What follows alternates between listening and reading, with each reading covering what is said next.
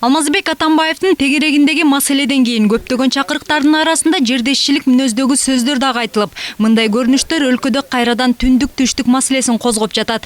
27 июнда мурдагы өлкө башчысын кол тийбестигинен ажыратуу маселеси парламентте каралып жатканда вице-спикер Аида Касымалиева Атамбаевдин азыркы бийлик менен тирешин сындап, аны элди түндүк түштүккө бөлүп жатат деп айыптады. Ушул жерде түндүк түштүк маселеси абдан ачыкталып атат да. Алмаз Шаршеновичтин ушул маселени козгоп көтөрүп атканы өтө уят жана тарых буну кечирбейт. Мен түштүктүн кызы, түндүктүн келини катары айтып коеюн, негизи эле кыргыз жараны катары, эгерде Алмаз Шаршенович сизге өлкөнүн келечеги кереги жок болсо, өлкөнүн тынчтыгы кереги жок болсо, мисалы үчүн менин кызыма, менин балама, биздин балдарга керек. Бул жыйында Койташтагы чакырыктарга кандай баа берилет деген суроо да көтөрүлбөй койгон жок. Чындыгында аймакка бөлүнүүчүлүк ушундай саясий кырдаалдарда шайлоолордо курч маселеге айланаары белгилүү. Коомдук ишмерлердин айтымында бул оору Акаевдин заманынан бери айыккыс илдетке айланды.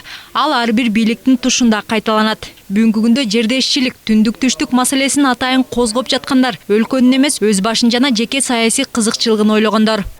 Элдин мындай бүтүндүүлүгүн, өлкөнүн туруктуулугун бузгандарды биз душман деп гана айтышыбыз керек. Себеби бул өзү жана ото чөптөрүндөй да паразит. Бир жайылып кетсе, болду тарап кетет.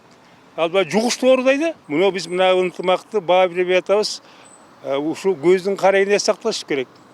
Кээ бир өлкөлөр бузулуп алып 10, 20, 30 жылдан бери ошол эле Афганистан, Тажикстан эмне болду? Кийинки башка өлкөлөрдү айтпай эле коелу. Кырылып атпайбы? Ошондуктан мынабы кээ бир бузук адамдар ушул курал катары алат да, се билет. Ушундан бир жыйынтык чыгарын. Регионализм уруу-урууга бөлүнүү эзелтен эле тарыхый, географиялык, маданий факторлордон жаралып келген.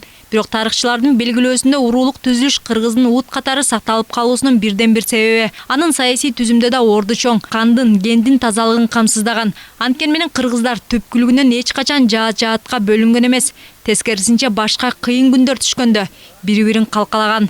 Тарыхта мен ушул маселени көп изилдедим. Азыр дагы эле изилдеп атам.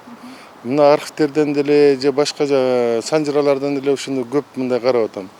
Мурда негизинен кыргыздар мындай түндүк түштүктө эч качан бөлүнгөн эмес. Эгерде Кыргызстандын түндүгүнө бир ушундай бир апаат окуялар болсо, дайыма алар түштүккө барып баш калкалап, ошол жактан жашап, андан кийин душмандарды биргелешип кууп чыккан учурлар көп болгон. Ал эми түштүктө бир ушундай бир апаат иштер болсо, ал жактан дайыма ошо бул жакка келип, бул жактан ушундай биргелешип аракет жасаган учурлар көп болгон. Элдин ынтымагына бүлүк салып, мамлекеттүүлүккө коркунуч жараткан оор жарат менен күрөшүүгө учур келди. Мындай пикирдеги адистер түшүндүрүү иштерин жүргүзүп, трайбалистке эл жек көрүү менен карай турган коомду жаратуу зарылчылыгы пайда болгонун айтышууда.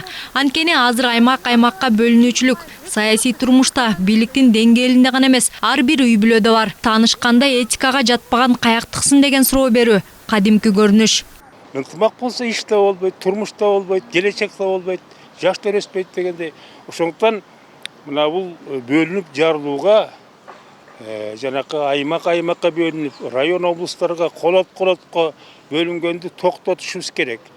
Саясий күрөштө курал тандалбайт. Эгер ал эффективдүү болсо, аны саясатчылар өз пайдасына колдонууга көнгөн. Регионализмди пайдаланып, ошону менен саясий упай топтоону көздөгөндөр бүгүн да карбын. Тагыраагы трайбализм деген аң сезимден кутула албай келебиз. Буга каршы үгүт насаат, мектеп партасынан мекенчилдикти тарбиялаган аракеттер жыйынтык бербейт. Ошондуктан саясаттануучу Алмазбек Акматалиев жазык кодексине кыргыз элинин биримдигине шек келтирүү деген беренени киргизип, түндүк түштүк деген маселени көтөргөндөрдү жоопкерчиликке тартып, укуктук баа берүү керек деп эсептейт.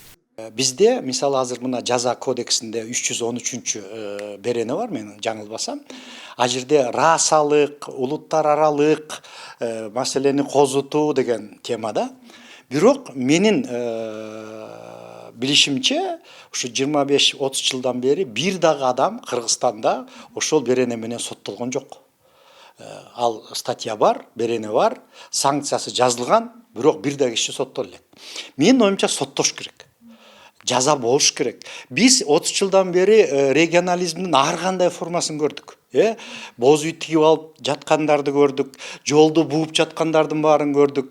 Биздин балага тийсеңер өлөбүз дегендерди көрдүк. Бирок бирөө дагы жаза алган жок да. Канткен күндө да түндүк түштүк маселесинде эч ким утпаарын адистер эскеришет. Бөлүнүп жарылуучулуктан катардагы карапайым калк гана жабыр тартат.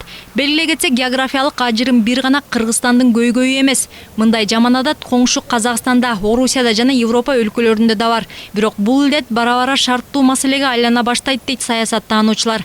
Анткени элдин карым-катышы жана журулушу трайбализмди четке сүрүп чыгат. Чынара Нурсеитова, Калыс Сакибаев, Нью ТВ.